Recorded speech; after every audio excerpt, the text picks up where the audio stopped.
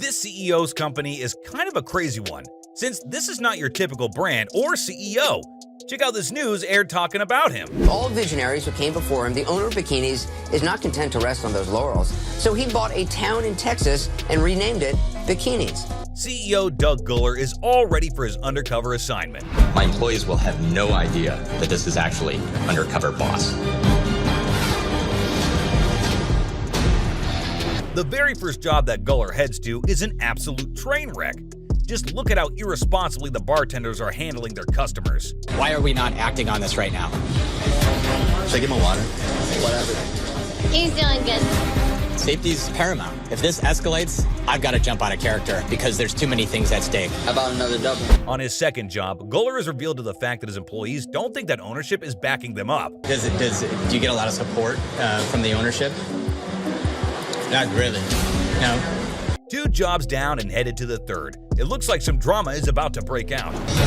Coming up, Jake meets a bikini babe with a bone to pick. When your management expects so much of you, but they don't give anything back, like respect, then you don't want to work for anyone like that. Guller is at the first and one of the biggest outlets they own, and he himself tries to heckle a customer. Yep. All right, and then we had have the jerk. Me. There you go. It's not what I think of you. Guller then proceeds to talk to the server and gets to better know why his restaurant isn't booming with customers. I get on my phone. You can do... I haven't seen any managers here. They're both here, but they're hiding in the back. We don't need them right now. Oh, okay. Guller is paired up with Grace, and by talking to her, he learns a lot about why his company is not what he thought. Then, respect, then you don't want to work for anyone like that. Of course not. Who hires the managers? People in corporate who hire our managers. Who hire the managers? Mm-hmm. Looks like the whole day has been a huge miss. Guller's expecting to be impressed at one of the locations at least, but he is yet again disappointed when this happens. We had a situation. 2 of the girls that we had here decided to just get dressed and walk out the back door. Right now. Yeah, they're gone. Guller is really taken aback by all that is happening, and this is what he has to say about it. Makes you think about the big picture. Why would they quit the team? So I kind of felt like they were quitting me. And that was a little hard for me to take. If we would have been slam-packed right now, they totally would have screwed up my night. This time around, Guller's got a hold of the manager of this branch, and what she has to say isn't positive either. When you put so much into it and you try to make it fun for the girls, and then when they just give up like that, it's a little frustrating. It's time for Guller's reveal, and the bartender he most wants to talk to is Jessica, the one who served too many drinks to a customer. I was really getting nervous for his safety and his overall health, and I wanted you to take more control over the situation. Right. After talking to her, Guller then goes on to deliver the bad news to her. But you're not right for bikinis. It was clear to me that day. So, I'm sorry, Jessica. It's not working out. Today's your last day. Jessica can't help but cry after Guller lets her go. The guy gave you my resume who just fired me to help me get a new job.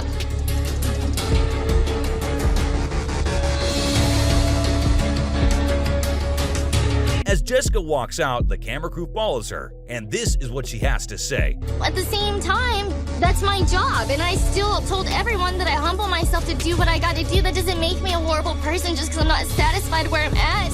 That was quite a brutal firing. CEO Harlan Kent is going undercover as Dan Johnson, and is ready to try and understand his business better. My coworkers will be told that I'm a contestant on a reality TV show called Second Chances, where I'm given a second chance at starting a new line of work. Kent's first job is at their South Deerfield branch. Just check out how cool this is. This is the most important store in terms of setting the tone for the Yankee Candle brand. Kent already has an idea of what he wants to see. Is there a real focus on customer service? Are people having fun, and are they feeling good? Because when people are feeling good, then they buy stuff. Kent is paired up with Blaze, one of the young sales associates. Are you training with you today? Yes. Cool. We're going to do a few different things. We're going to do wax hands, which is just make a cast in your hand out of wax. It's definitely popular. Right off the bat, Blaze doesn't seem too thrilled to be working here, and Kent is slowly catching on to the fact. Guest comes up, you have the chart. Yep. And the instructions to make a rainbow. Over here, the biggest pain is just, kids are going to get messy. The first customer approaches, and of course, it's a kid. Blaze and Kent handle the customer well, while making the kid feel comfortable. Done this before?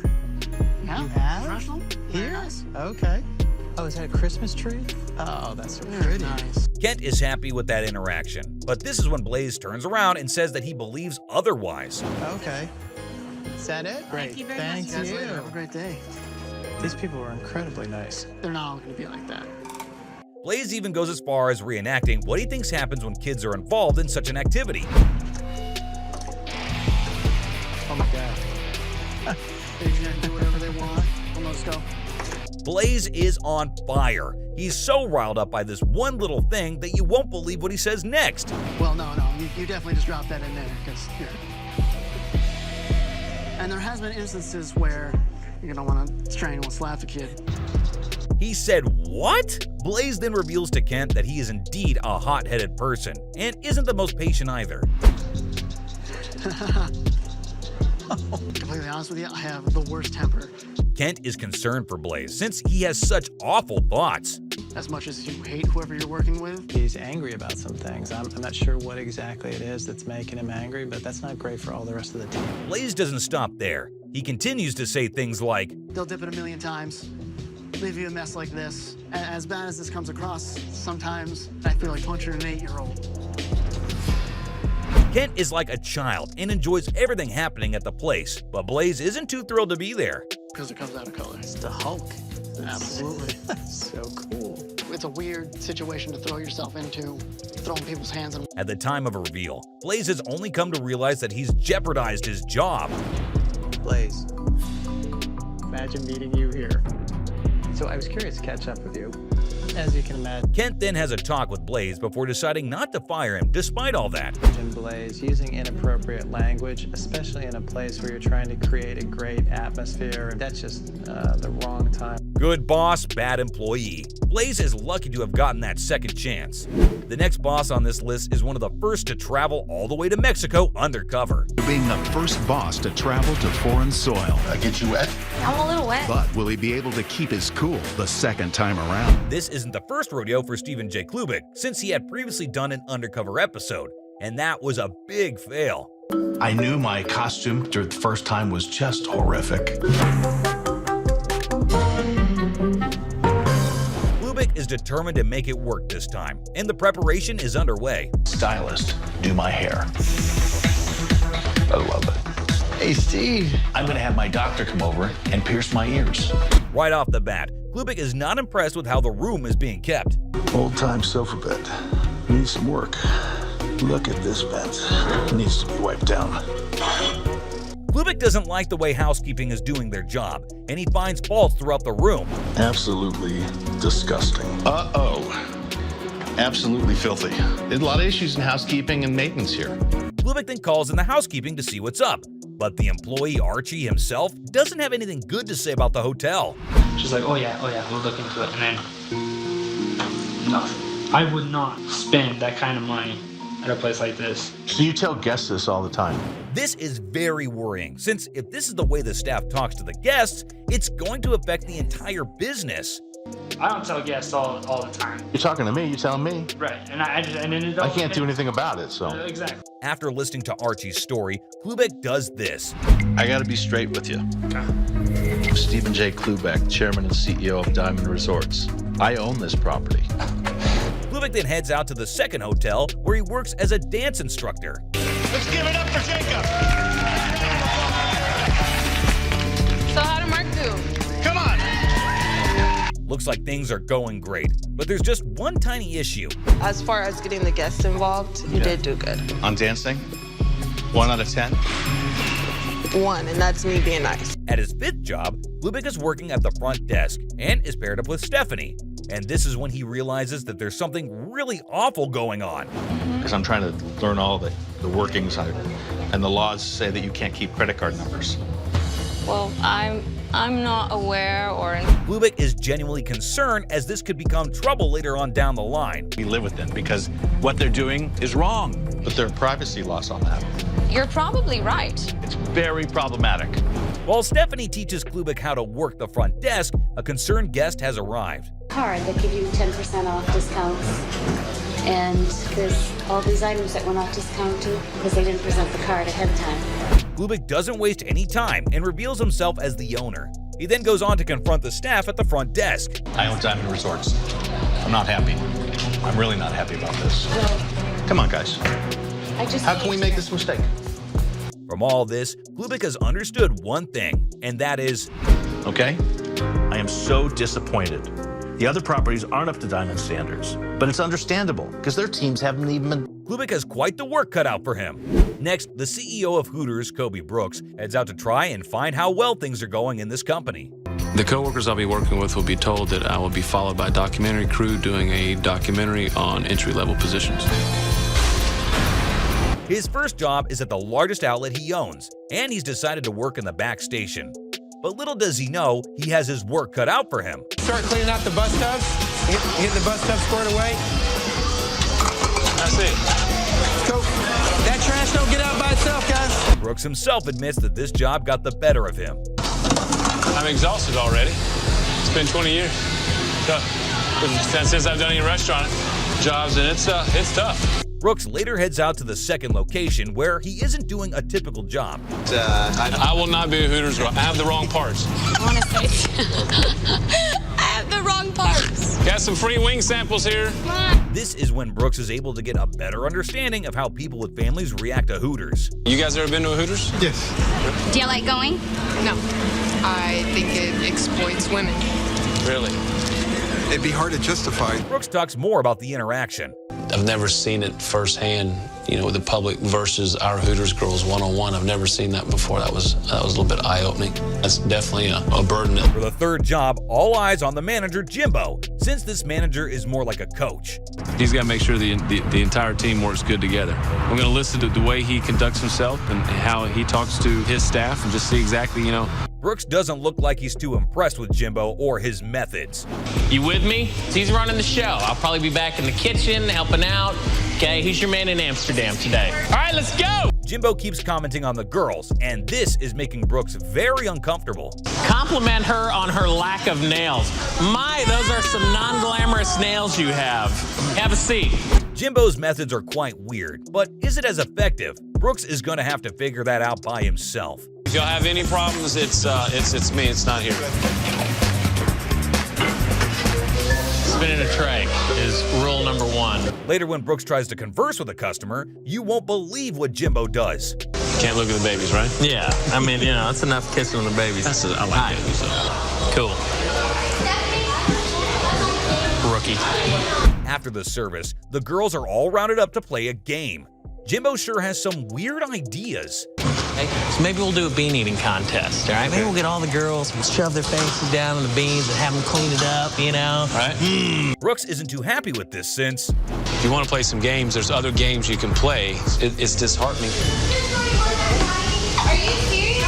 No. when the game starts, Brooks is infuriated as Jimbo goes around his idiotic rituals. Oh, look. Ooh, doggy.